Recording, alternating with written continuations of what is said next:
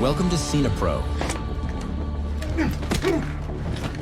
Don't argue, my back is acting up as it is. Where we bring your favorite movies back to life with quick recaps, hidden details, and everything you missed. The film starts with Tyler living with his devout Christian family, including his father Donald, his mother, and his little sister. Donald, who is the head of the local scout troop, is keen on teaching Tyler scouting basics to follow in his footsteps. Tyler is portrayed as an introverted and obedient young man. One day, Tyler borrows his father's car to meet his girlfriend Amy, who admires the car and mentions her mother won't let her drive until she turns 18. As they grow closer, Amy reclines her seat and suddenly finds a disturbing photo on the floor related to assault. Shocked, she confronts Tyler, who denies knowing anything about the photo. Amy, unconvinced, asks him to take her home.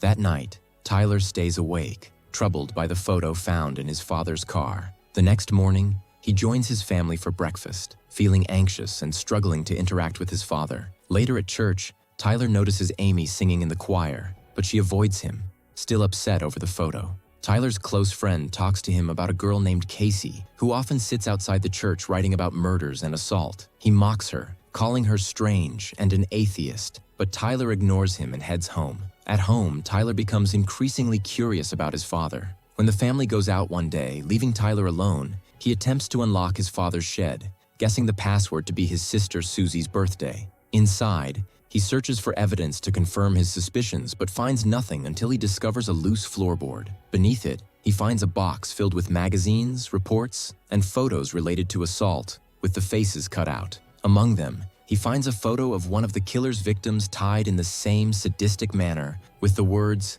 "Nora is my favorite," written on it. Horrified, Tyler hears his father's car approaching and quickly locks the shed, pretending not to be home. That night, Tyler searches online for information about Nora, the victim in the photo, and learns she was one of the killer's victims. His mother walks in, catching him off guard, and assumes he's watching some inappropriate videos. Disappointed, she tells him she will inform his father. The next day, Tyler's father confronts him, advising him against watching such material as their bodies are sacred and should not be defiled. He also mentions knowing Tyler took the car without permission and asks him to seek approval next time. At school, Tyler notices his friends giving him strange looks and avoiding him. He realizes Amy has told them about the photo she found in the car. Upset, he tries to talk to Amy, but she pushes him away. Tyler turns to his close friend for support, but his friend advises him to make the right choices and leaves. Feeling isolated, Tyler decides to approach Casey. Initially wary of him, Casey agrees to help after he expresses interest in learning more about the Wedge Knot killer. She gives him her address, and when Tyler visits, he meets an elderly woman who turns out to be a retired detective. She shares all the evidence collected about the killer and his victims. Tyler is deeply affected by the details, especially Nora's photo. To spend more time with Casey, Tyler tells his family he's volunteering for charity work. His father, skeptical, secretly follows him and sees him with Casey, assuming they are dating. Confronting Tyler, he demands to meet her, accusing him of lying to his mother. Tyler convinces Casey to visit his home, assuring her no one will try to convert her to Christianity. Reluctantly, she agrees. During dinner, Tyler's family asks Casey about her church and family. She reveals her father abandoned her, and her mother passed away, leading her to become an atheist. Shocked, Tyler's father tries to change the subject, but Casey jokes about considering a new religion. Tyler quickly diffuses the situation by fabricating a story about her attending a church and living with her grandmother. The conversation shifts until Casey asks Donald how many knots he can tie as a scout leader. Alarmed, Tyler changes the topic, worried she might expose their investigation. After dinner, Tyler drives Casey home, and she asks if he suspects his father is the Wedge Knot killer. Tyler is left speechless, unable to respond. Casey defends her father, insisting that it's impossible for him to be the serial killer and that he's a kind person. However, Tyler tells her that he found magazines about assault and saw a picture of Nora, the last victim, with the words, "Nora, my favorite from Lucky," written on it. Despite this, Casey remains firm in her belief, arguing that just because her father has unusual tastes doesn't mean he's the killer. She returns home, and Tyler also goes back to his house. That night, he hears a knock on his window and discovers it's Casey. She tells him that she has been thinking all night about what he said, and that she found Lucky's name in Nora's diary a week before her death. She wants to see the picture he mentioned. They go together to the cabin, where Tyler removes the wooden cover from the box, only to find that it has disappeared. However, they find a map with many marked locations. Casey takes a picture of the map, and they agree to meet again before dawn. After Casey leaves, Tyler examines the map and discovers a hidden basement under their house.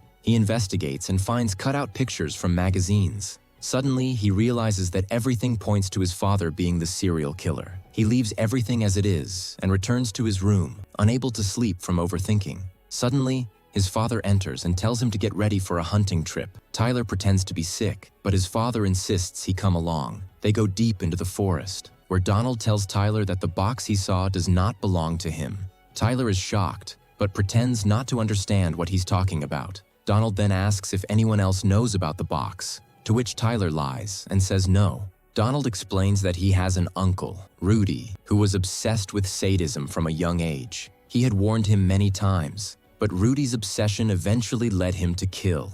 After some time, Rudy regretted his actions and attempted suicide, which resulted in a car accident that left him paralyzed. Tyler believes his father's story, but Donald tells him he must choose between burning all the evidence or reporting it to the police. Donald decides to burn the evidence, and they destroy everything together. However, Tyler is visibly upset as he watches the last piece of identification burn. Realizing that he now has no proof of the killer, he decides to move on with his life and distances himself from Casey, who tries to contact him multiple times. Eventually, she decides to visit him at church. There, Tyler tells her that his father is innocent and asks her to stop investigating. Casey, however, insists that he is only trying to convince himself of his father's innocence, but she is sure that he is the killer.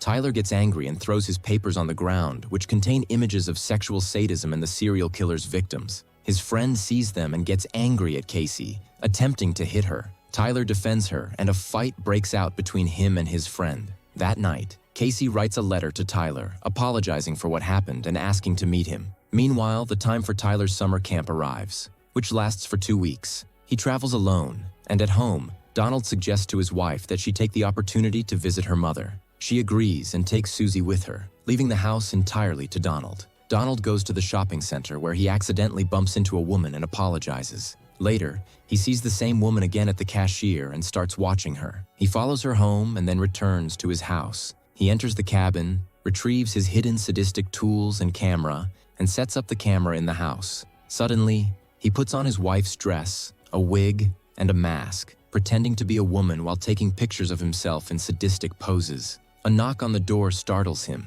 and he quickly removes the dress and puts on his regular clothes. He discovers that it's Casey, who asks about Tyler. He tells her that Tyler has gone to summer camp and is surprised that he didn't inform her. Casey explains that they had a fight. She notices the camera and asks about it, to which Donald replies that it's an old camera and offers to take a picture of her. He then suggests they develop the photo together. Suddenly, Casey receives a call from her father and steps outside to answer it. Donald sits on the bed, visibly distressed. Later, he decides to return to the house of the woman he saw at the shopping center. He circles around the house, looking for a way in, and finds an opening underneath. He ties a rope around the entrance and then leaves. The next day, Donald prepares his torture tools, showing signs of regret for what he is about to do. He drives to his new victim's house, ensuring she is alone.